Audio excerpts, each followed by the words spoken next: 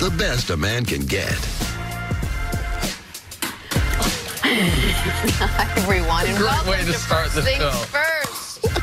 That was a pen that just got thrown across the studio because that's how we do things on Tuesday mornings here at FS1. Chris Carter, Nick Wright, Jenna Wolf, big show today. Steve Kerr taking a shot at James Harden, but why?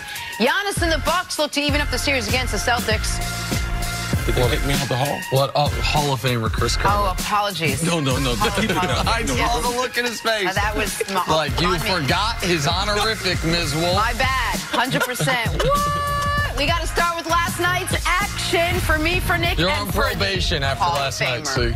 Sixers looking even up their series with the Raptors, and it was the Jimmy Butler show with Joel Embiid playing sick. Butler had 30 points, 11 rebounds in a 94-89 Philadelphia win. Their first win in Toronto since 2012, snapping a 14-game losing streak. All right, so the series is now all tied up at a game apiece. Game 3 set for Philly on Thursday. Here's Sixers head coach Brett Brown after the game. This was James Butler. Like, that was the adult in the gym. Coach came in here and he said, this wasn't Jimmy Butler tonight, it was James Butler, because how mature. My name isn't James. Literally, it's Jimmy. What do you, he talked about your maturity. What do you think he was seeing there that made him feel that way? I don't know. I'm telling you, they put a lot of confidence in me before the game. I put in a lot of work last night as well as this morning. But all in all, man, it was a team effort. I always go back to defense. You know, we get stops, we're taking off into the open floor. Guys are making plays like Joe and Ben. You know, whenever we're playing like that, guarding like that, we're such a good team. We definitely have to continue to do it and know that on any given night, it's going to be somebody's night. We have the group of guys that anybody can get hot. Anybody can put the ball in the basket. You feed that hot hand. You know, guys, we talked, last time they played about how this Toronto team was unstoppable with Kawhi playing the way he was playing. He had another great night, and yet despite Joel Embiid being sick, the Sixers came out and they beat this team. How were they able to do it, CC? A great win by the 76ers. Short-handed. Coming to the game short-handed, missing one of their #1 reserves. Mike Scott, his inability to be there those 2 games. So for them to be able to get a split, Joel Embiid had some type of gastrovirus, he had gas, Jenna, bad stomach. So he was, a little under the weather. So he was not himself. So as you can see, Jimmy Butler in the press conference talked about how the game plan was to go through him. And he was going to run the offense. And this Philly team is best when Jimmy Butler is running the offense and very, very aggressive. Joel Embiid, it was amazing in the Brooklyn series. Joel Embiid is out. Then Ben Simmons emerges. The other players, Tobias, he starts to get his offensive game going. So it's kind of a weird thing that their best player, if he's injured, out, not 100%, seems like the offense has more flow to it. But Jimmy Butler took over early, and whenever they needed a big shot, before halftime, he made the play. Third quarter, he made the plays, and at the end of the game, Joel Embiid passes the ball out to him. He's able to knock down a dagger 3. So Jimmy Butler, this was the best game that I could say he's played as a 76er under critical situations. Joel Embiid being hurt, other players not great on the offensive end, and their bench.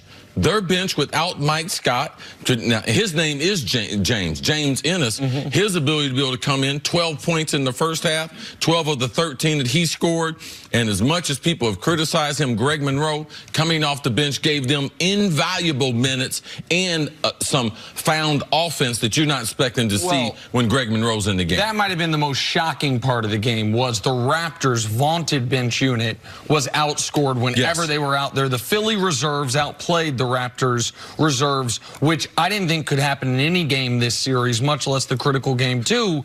And Philly should be thrilled to get a split. Jimmy Butler was awesome, and their defense in the first half was about as well as you can play this team defensively. Ben Simmons in the first quarter in particular was swallowing up Kawhi Leonard. Pascal Siakam could get nothing going against Joel Embiid at the rim.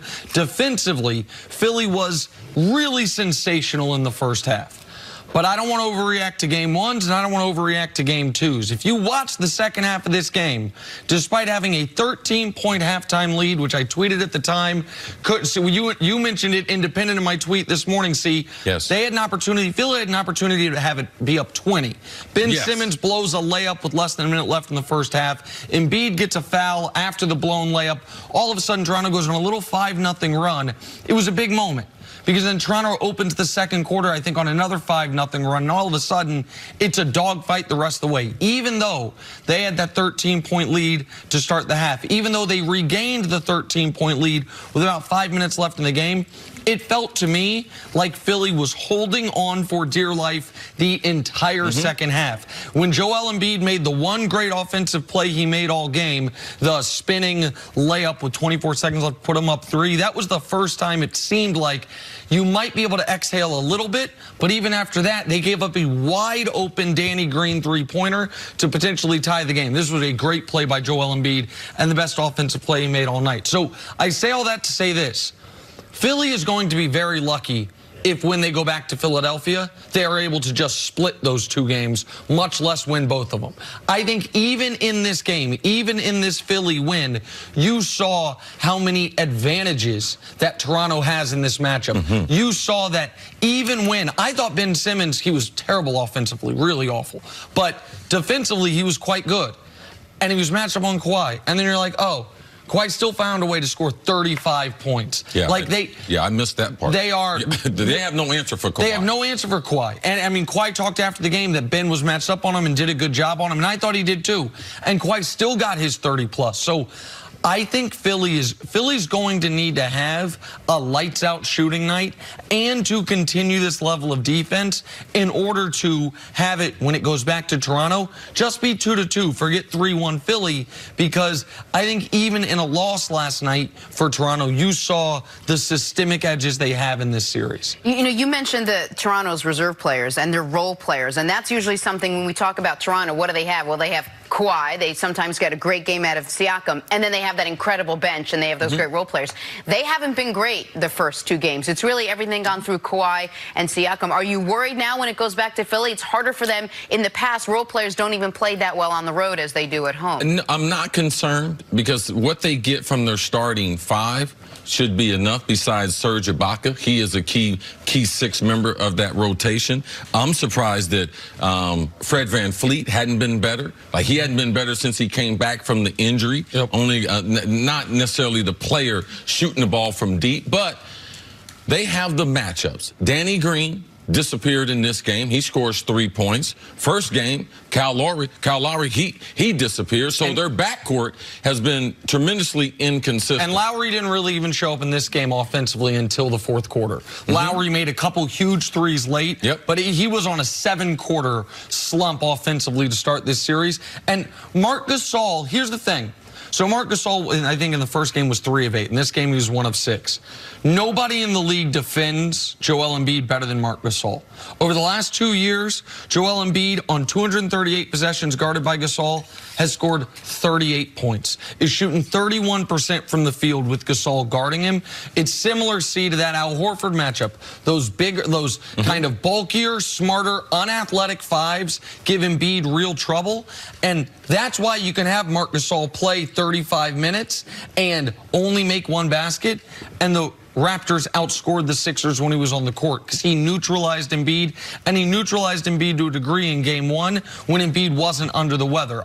Listen, the Sixers were my preseason finals pick. I would love to, after they steal home court, say, see, this is the team they can be. If you watch that entire game, it's a great win. They played great defensively, and Butler was extraordinary. I don't think the way they won yesterday is sustainable going in the series. They need Embiid to be great, and they need Ben Simmons to be far better on the offensive end. All right, 30 points out of Jimmy Butler as the Sixers even up their series with the Toronto Raptors. Take a break. Coming up, did Steve Kerr troll James Harden ahead of Game 2? That's next on FS1.